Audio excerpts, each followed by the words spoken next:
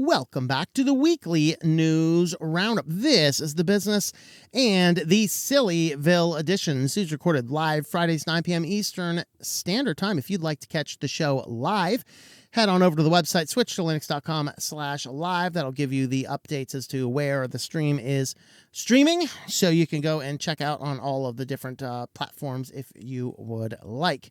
And with that, let's go ahead and get jumping right on into the news. First up, New York Police Department adds Spot, the robot dog, to force and more tech to patrol the streets and do absolutely nothing, because police in New York City, you can't say police don't do anything, except most of them are quitting because the police arrest the criminals, they hand them over, the Soros-funded DA just moves them back out on the streets for like a 50-cent signature bond or something, and then they proceed to continue to commit crimes, and so the police are like, why bother? So they don't care anymore.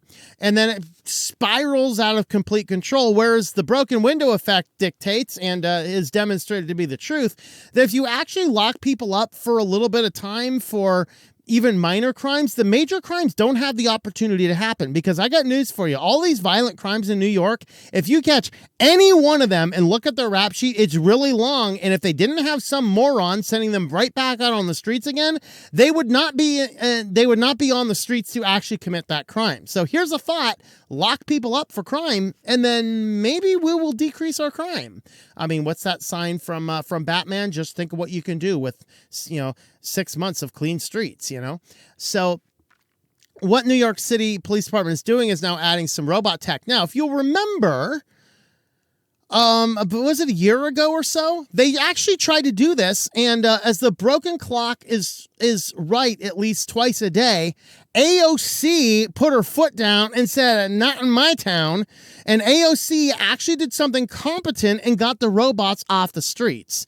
Well, apparently AOC, I don't know, maybe AOC was paid by one of these companies, or hasn't spoken up yet, or is too busy being a moron trying to figure out what that loud thing in her sink is, because I haven't heard anything about this. But now 3 new robot technologies are being deployed on the New York City streets, and if the fun traveling, worldwide traveling robot that landed in Philadelphia for one day before it was beheaded is any indication, this is just going to be a multi-million-dollar waste, because crime in New York is so bad, even the robots will not make it, I promise you. Unless you put these things, like, you have these robots armed with like solid weapons and the ability to use force or something. You're going to find a bunch of dead robots, I promise you. But anyway, they have 3 new technologies. Star Chase provides a means to track vehicles by using a projectile that attaches a GPS-enabled device, which can then be tracked remotely. Pilot program that, among other things, can be used to locate ghost cars, cars with stolen plates used to commit other crimes, or to mitigate vehicle pursuits and keep the public and officers safe. It's a game changer, they said. Yeah, you're going to go, they're going to get into a shootout with the guy that's there. They're going to finally win after losing 3 or 4 officers. They're going to take the guy into the jail, and the Soros-funded DA is going to kick him back on the streets for a 50-cent signature bond. All right, that's what's going to happen. All right, then we got Digidog, or Spot, remote control, highly mobile canine robot for use in assessing hazard situations instead of sending police officers, like hazard situations like the streets of Manhattan. Yeah, I don't want to go there. Instead of sending police officers in there, you send the Digidog. Says adding the device will be used to de-escalate situations. That's all I need for de-escalation. I need a robotic dog. Great. It will be used to assess high-risk situations and will undoubtedly save lives, both of the police and the public. The device is not a pilot, but rather is already going to be part of the technological tools they have at its disposal. It will be used in hostage negotiations, counterterrorism incidents, and other situations as needed. And then the last one is these guys here. If you remember these guys, one of these guys had a great ending when he decided that he had enough of his boring job as a security guard and decided to off himself in a swimming pool. All right. The K5 autonomous security robots, of course, when they're not knocking over children in the streets or in the shopping malls. That has happened. These guys here have a shady past. All right. They've used these for malls. They've run into little kids and like caused serious injury and then run them over. And then they've fallen into swimming pools and stuff. They found the dead floating robot in the swimming pool next morning. Like, dude, why is the K5 offline? The K5 offed himself, man. He had enough. All right. He conducts autonomous patrol in confined areas, both indoors and outdoors, such as transit stations, uses AI to provide incident notification in real time to first responders. Technology is already used by other police departments, shopping malls, and college campuses, among other areas that need additional patrol. Pilot program that the department hopes will start in the summer for the next 6 months in either Times Square or a subway station. So there you have it. You have more useless robots to patrol the streets because what's going on there is already kind of useless. And this is just going to make it even worse and or more comical. I don't know. How long, guys, should we start placing our Switch to Linux bets now? How long before we see a dead robot in the streets in New York City? Is it going to take a week? Is it going to take a month? Is it going to take 6 months? How many are going to be lost at the end of the 6-month pilot? I don't know. Let me know what you guys think. Moving on, though, this was a particular interest of me, and I was curious to see how they're going to do this. Google Maps is adding new features to make it easier to explore the national parks. Now, I have been to almost all of the national parks that you do not have to fly and float into, at least in the lower 48. So this was neat. And when I first saw this, I said, well, you better have an offline thing because there's like 3 or 4 national parks that have good cell signal, and the rest of them, they really don't. So Google Maps is adding a new feature to make it easier. Yes, this does have an offline option. So that was my biggest thing, offline option. The next thing they're doing that's really good is they are highlighting where the park entrances are. This is a big deal because a lot of times the national parks will give you a warning not to just follow the address or Google Maps specifically because they tend to drop you off in the middle of absolutely nowhere. And on some weird side back road, and you're going to get stuck and like be lost out there until, you know, some grizzly bear comes by and eats you or something. Where the new updates specific to national parks are going to specifically highlight the visitor centers and the actual park entrances. They're going to allow offline downloads and even suggestions on things to do. This might be to compete with the government app, the recreation.gov app, which actually surprisingly, the recreation.gov app is actually pretty good.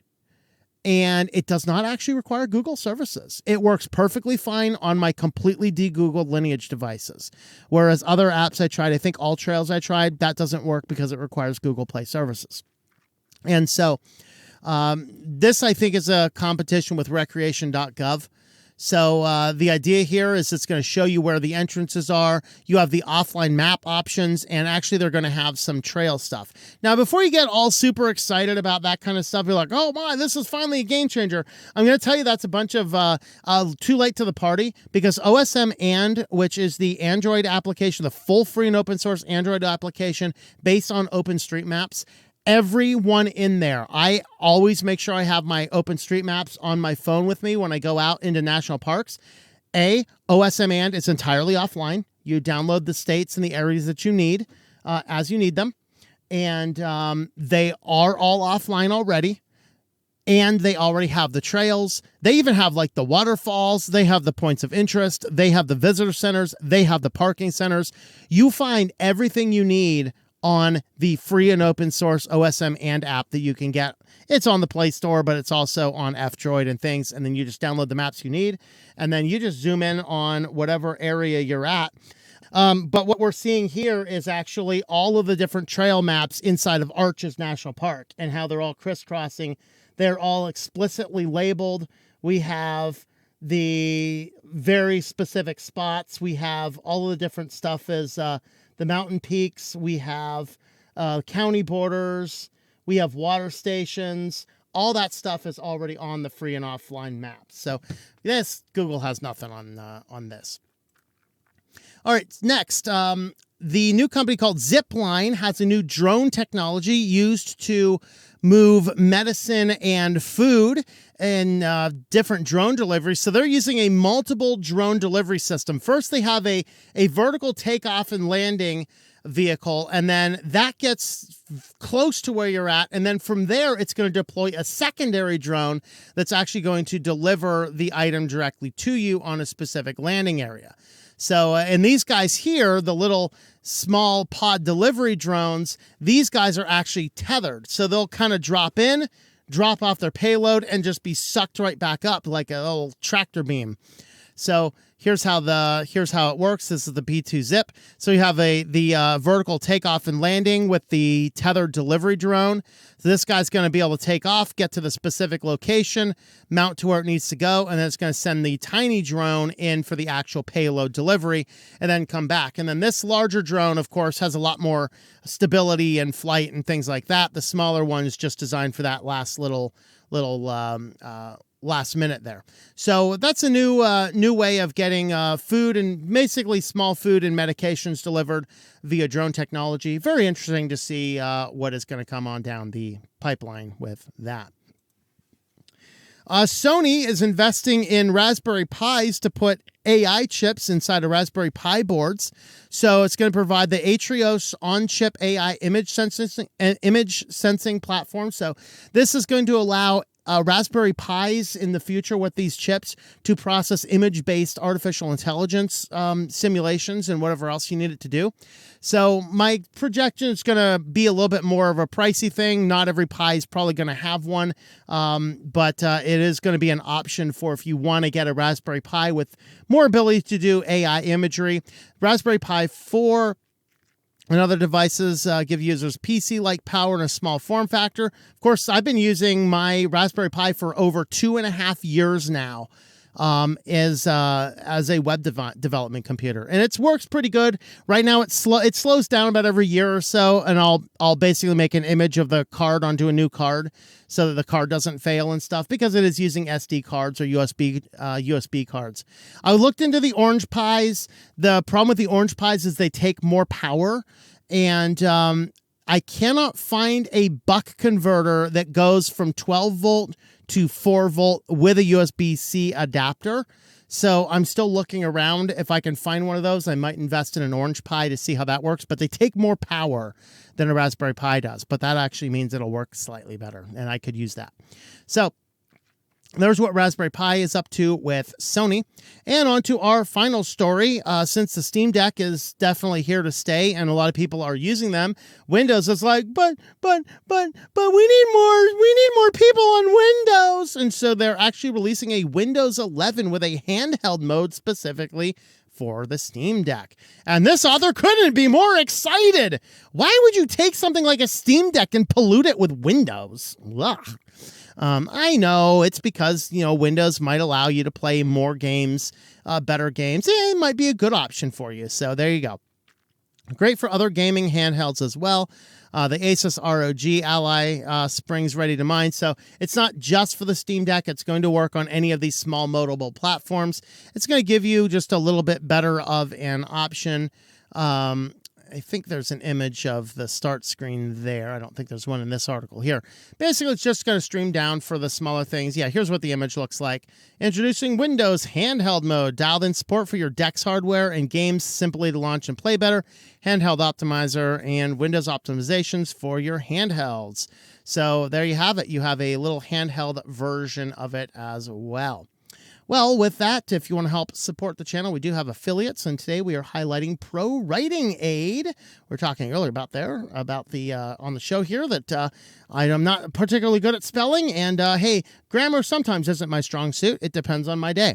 But with ProWritingAid, this has always been a privacy-first company, and this is going to allow you to use some elements of AI as well. So some AI grammar checking. It's always adapting, making sure you get the better grammar checking. You can actually go in there and say what type of book it is. So one of the books I produced for somebody recently was a children's book. So I plugged in all the text for the book. I changed the settings over to say, hey, this is a children's book of this grade, and it edited based on those parameters. So it's a really nice tool. So you can use our affiliate link here, tlm.li/PWA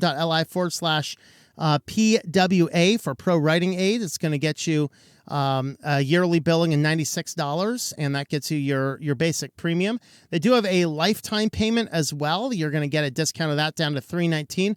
You don't get a specific discount on the monthly billing, but that still will help out the channel. You can actually try several of the functions for free. It just limits the word count, the rephrasing, and it doesn't search for plagiarism or advanced style improvements.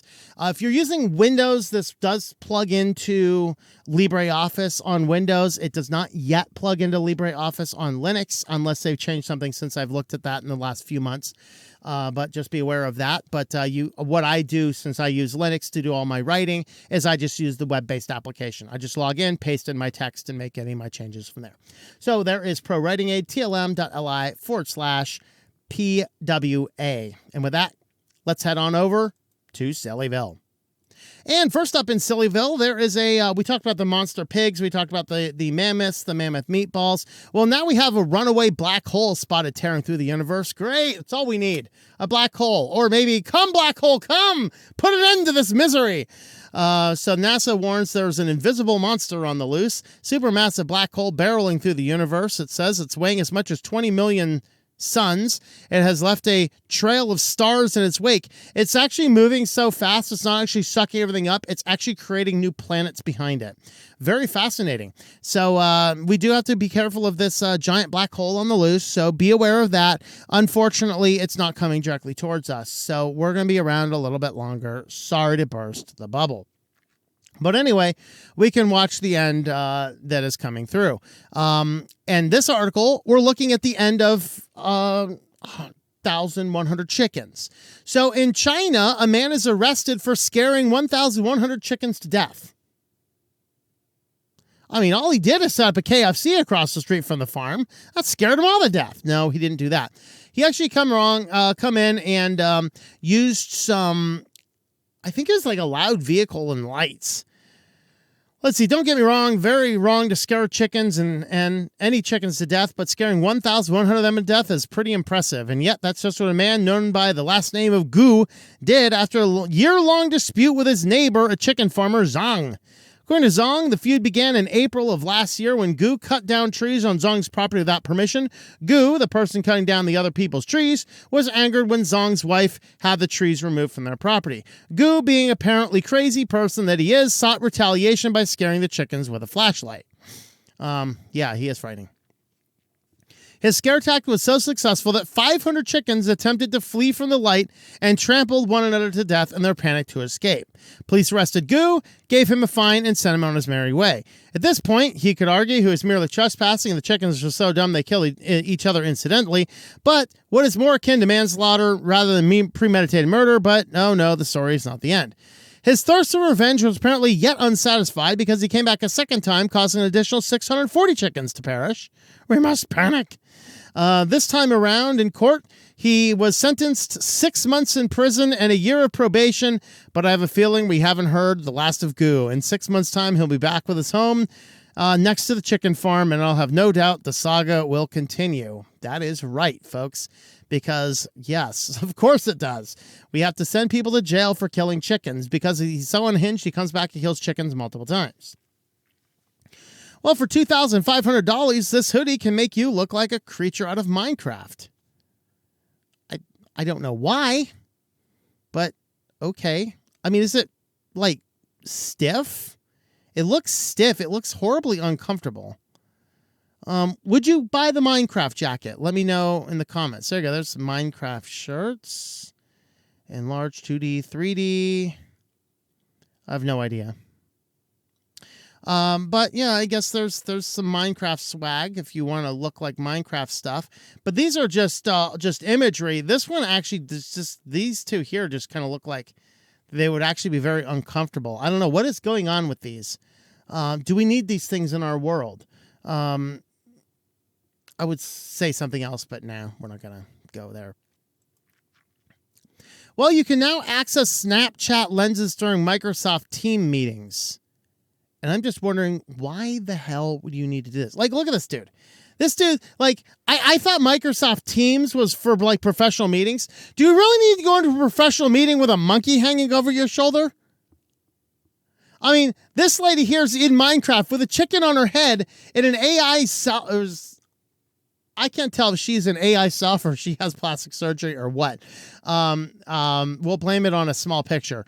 But do we really need this type of stuff going on? Do we need this dude in my professional business meeting? I'm going to sign a multi-million-dollar deal. Excuse me, sir. Can you please get that bear off your back? I cannot take you seriously. And then, of course, we got the Catwoman. Excuse me, lady. Stay away from my safe. What the hell kind of immature nonsense world are we living in that now we have to sit here and we have to have Snapchat photos to look like a cat on our Microsoft Teams business meeting? I think our society has come to an end. Black hole, please come to us now. Please come this way, black hole. Please come this way. But whatever you do, the first rule of Middle School Fight Club is to not talk about Middle School Fight Club. This Florida teacher is accused of running a middle school fight club in her classroom.